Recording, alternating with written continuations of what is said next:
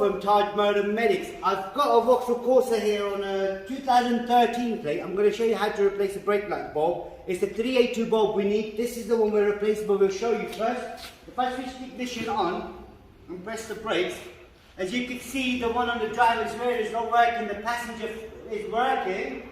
And to show you how to replace it, it's quite a simple, not a simple procedure, but you can do it yourself. But if you can't, then you come to. Ah!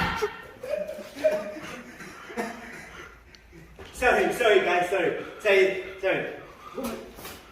Anyways, had to shoot you up, right? Okay, what you need.